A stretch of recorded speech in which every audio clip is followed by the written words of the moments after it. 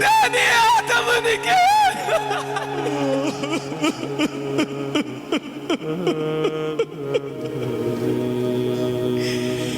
كله يقولون والله يقولون الابو يا ناس خيمه. يا خيمتنا يا حسين وين تريد ابويا؟ ابويا خيمه خيمه ويفيع على بناته وحريمه يا ابويا. ابويا لجيمه لجيمه يا ابويا الناح من بعدك لجيمه. ارجعي يا بنيتي ارجعي اخيتي زينب ارجعيها.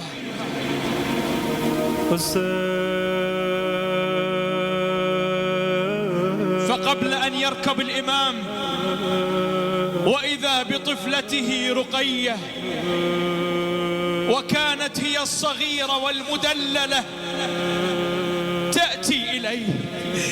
حبيبي يا حسين حبيب قلبي يا حسين على قضائك يا رب. ارجعي يا حبيبتي ارجعي يا بنيتي. وهنا ركب الإمام جواده وتوجه نحو الأعداء. وإذا بالحوراء زينب أخي يا حسين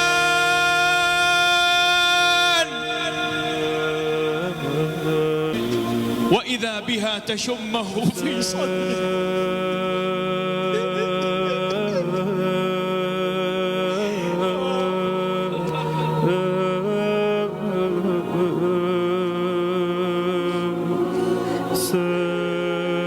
وتقبله في نحره.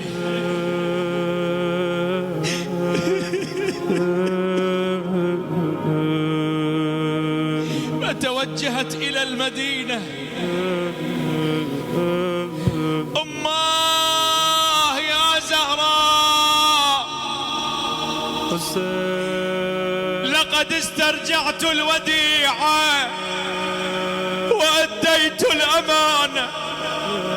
أخيتي زينب أية وديعة وأي أمانة؟ أخي يا حسين لما دنت الوفاة من أمنا الزهراء أوصتني أن أقبلك في نحرك وأشمك في صدرك لأنه موضع حوافر الخيول. لا حول ولا قوة إلا بالله العلي العظيم. ارجعي يا أختاه ارجعي ارجعي جزاك الله خيرا. فرجعت الحوراء ثم ركب أبو الأحرار نادي أنا الحسين بن علي آليت ألا أنثني أمضي على دين النبي أحمي عيالات أبي. الله أكبر.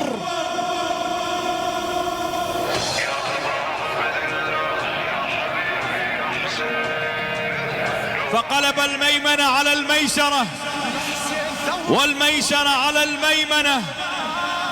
فصاح عمر بن سعد ويحكم ويحكم أتدرون من تقاتلون؟ هذا ابن الأنسع البطين هذا ابن قتال العرب. والله إن أفرغ لكم لامتاز ميمنتكم عن ميسرتكم. حاوطوه من كل جانب. هيا. فحين ذلك حمل عليهم الإمام وكشفهم حتى وصل إلى نهر الفرات.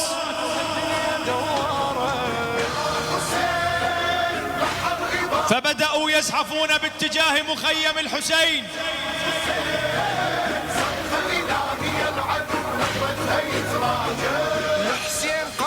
فلما نزل الإمام إلى الماء صاح له رجل: يا حسين يا حسين، أتشرب الماء وهدك حرمك؟ فقام الإمام وركب جواده وأخذ ينادي: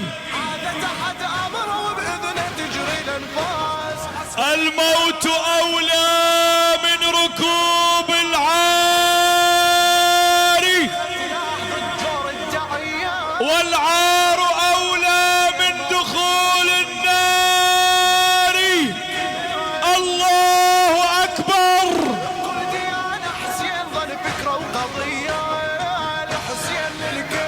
ويحكم احملوا عليه حملة رجل واحد. هيا.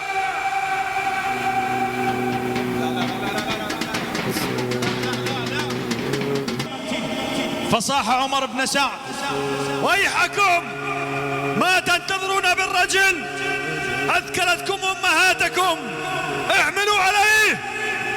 فأحاطوا بالإمام الحسين من كل جانب. هيا حوطوه من كل جانب. هيا. وافترقوا عليه 4 فرق: فرقة بالسيوف، وفرقة بالرماح، وفرقة بالحجارة. فكثرت جراحاته وأعياه نسف الدم، فوقف ليستريح، وإذا بلعين اسمه أبو الحتوف الجعفي أخذ حجرا ورمى به الحسين فضربه بجبهته،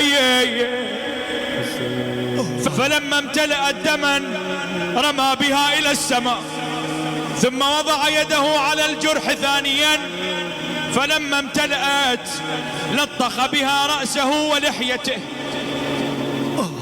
هكذا أكون حتى ألقى جدي رسول الله وأنا مخضب بدمي. وبعد ذلك انهارت قوى سيد الشهداء بسبب ذلك السهم من على جواده.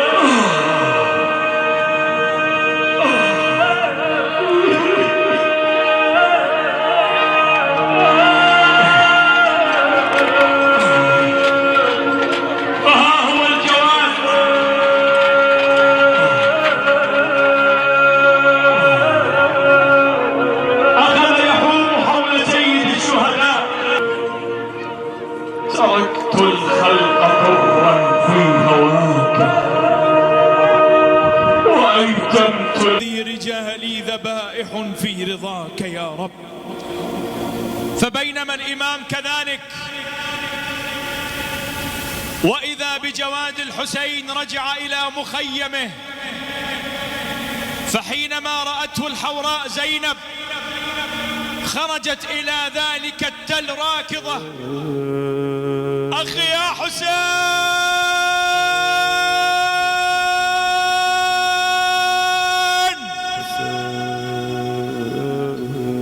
إن كنت حيا فأدركنا،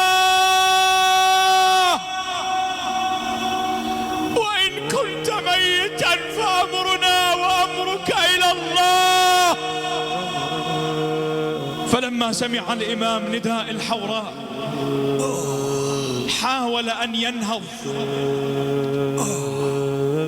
لكنه لم يستطع، فحاول ثانيا لكنه لم يستطع، فحاول ثالثا فسقط على وجهه.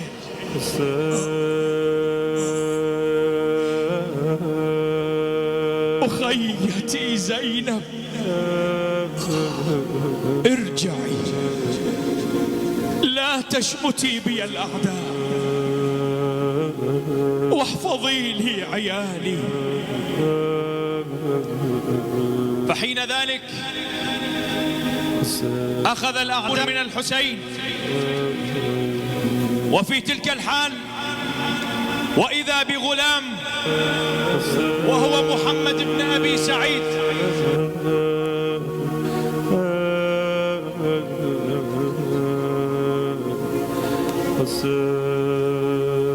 فجاء لنصرة الحسين، فلما رأوه القوم قتلوه بقرب سيد الشهداء.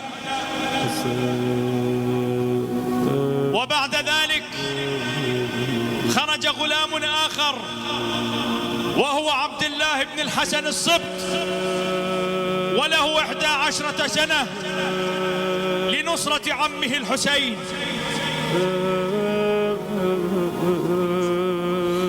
يا ابن الخبيثة، أتقتل جدي الحسين؟ بينما الإمام كذلك، فأقبل شمر بن ذي الجوشن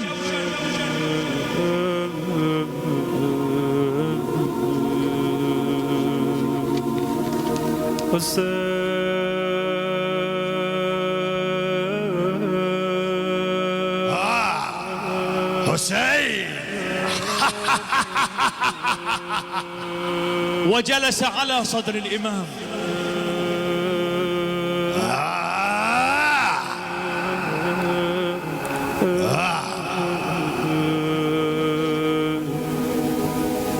فقال له الحسين عليه السلام: يا ويلك، من أنت؟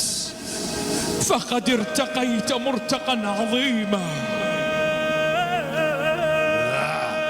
الذي ركبك هو الشمر ابن الجوشن الضبابي. يا شمر، أتعرفني من أنا؟ نعم، أنت الحسين، وجدك رسول الله، وأمك فاطمة الزهراء، وأخوك الحسن. يا شمر، وما تريد بقتلي؟ أريد بذلك جائزة من يزيد.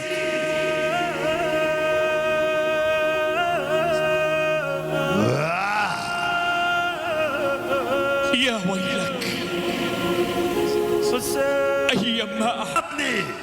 الله أكبر، لقد صدق جدي رسول الله في قوله لأبي: يا علي، إن ولدك الحسين يقتل بأرض يقال لها كربلاء، يقتله رجل أبرص أشبه بالكلاب والخنازير. وتشبهني بالكلاب والخنازير، فوالله لأذبحنك من القفا يا حسين. يا جداه يا محمدا، يا أبتاه يا عليا، أقتل مظلوما، أذبح عطشانا. فحين ذلك قام الشمر بن ذي الجوشن وقلب الإمام على وجهه،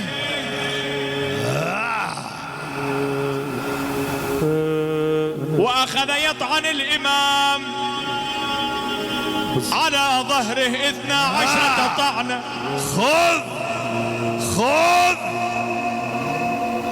ثم أخرج خنجره، خذ وذبح الحسين من القفايا. إنه رأس الحسين. فإذا بالإمام زين العابدين خرج من الخيمة. يا عمه، استعدي للسبي، فقد قتل أبي الحسين. وهنا ينادي عمر بن سعد ويحكم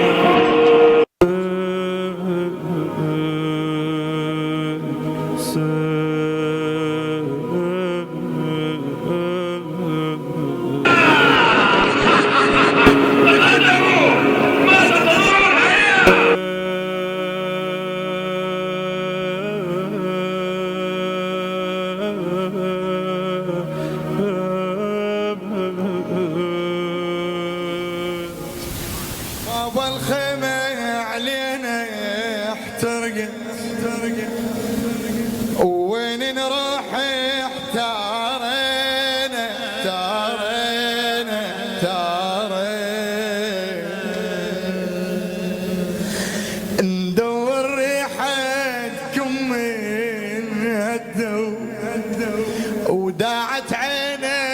بابا